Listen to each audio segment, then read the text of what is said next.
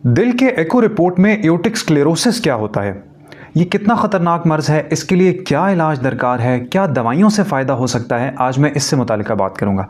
मेरा नाम डॉक्टर जुनैद अरशद है। मैं एक इंटरवेंशनल कार्डियोलॉजिस्ट हूँ और रावलपिंडी इस्लामाबाद में अपनी प्रैक्टिस करता हूँ। मुझसे रब्ता करने के लिए आप डिस्क्रिप्शन में दी हुई डिटेल्स पे कॉन्टैक्ट कर सकते हैं।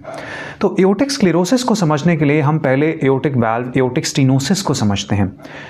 एओर्टिक वाल्व दिल का एक मेन वाल्व है। दिल के जो 4 चेंबर्स हैं, 4 खाने हैं, उसमें जो लेफ़्ट वेंट्रिकल है यानी दिल का वो हिस्सा जो पूरे जिस्म को ब्लड सप्लाई करता है, उसके आगे जो वाल्व लगा होता है उसको एओर्टिक वाल्व कहते हैं।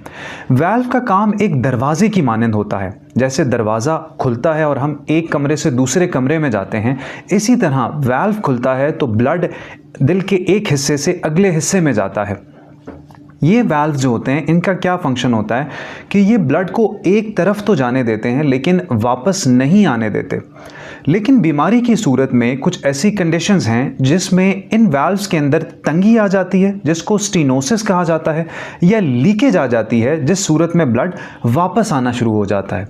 ऐसी सूरत में दिल अपना फंक्शन ठीक से नहीं कर पाता। दिल का काम जो खून ठीक से सप्लाई करना है, उसमें बहुत सारे हर्डल्स आ जाते हैं, उसमें बहुत सारे प्रॉब्लम्स आ जाते हैं, जिसकी वजह से ब्लड ठीक से नहीं जा पाता और फिर हार्ट पे उसके मुख्तलिफ असरात होते हैं। इसलिए उन वाल्वुलर इश्यूज़ को उनकी एक्सट्रीम फॉर्म में यानी शदीद मर्ज़ की सूरत में ट्रीट करना ज़रूरी हो जाता है।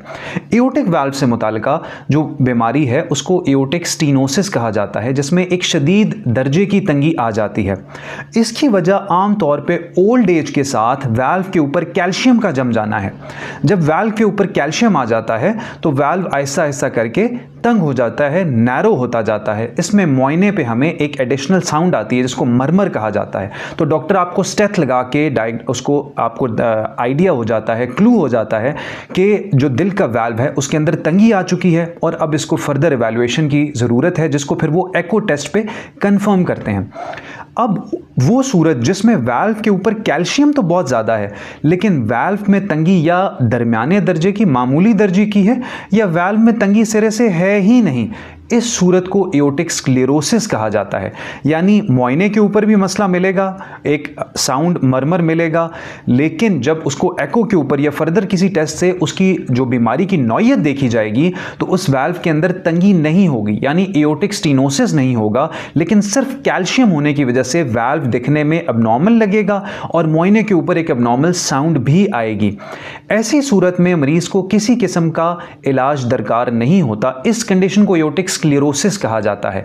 कोई दवाइयाँ, कोई इलाज रिक्वायर्ड नहीं होती है, लेकिन ये बंदा, ये पेशेंट एट रिस्क है फ्यूचर में एओर्टिक स्क्लेरोसिस, एओर्टिक स्टेनोसिस या एओर्टिक रिगर्जिटेशन, ये चीज़ें डेवलप करने का, यानी उस वाल्व में तंगी या लीकेज वक्त के साथ आ सकती है।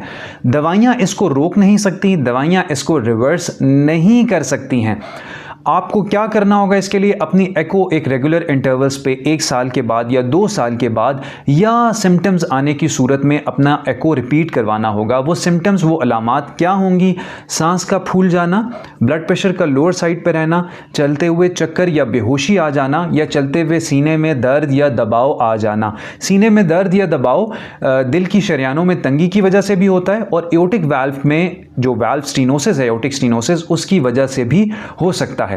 तो समराइज करूं इस सारी बात को, तो एओर्टिक स्क्लेरोसिस सिर्फ कैल्शियम जम जाने की वजह से वाल्व में मुआयने के ऊपर या एको पे दिखने में अबनॉर्मल लगता है वाल्व, लेकिन असल में वाल्व में तंगी नहीं होती है। इसके लिए कोई इलाज दरकार नहीं होता, दवाइयाँ इसको रोक नहीं सकती हैं, रिवर्स नहीं कर सकती, और इसके लिए रिक्वायर्ड क्या है कि आप रेगुलर इंटरवल्स पे अपनी एको करवाते रहें, अपने कार्डियोलॉजिस्ट को कंसल्ट करते रहें।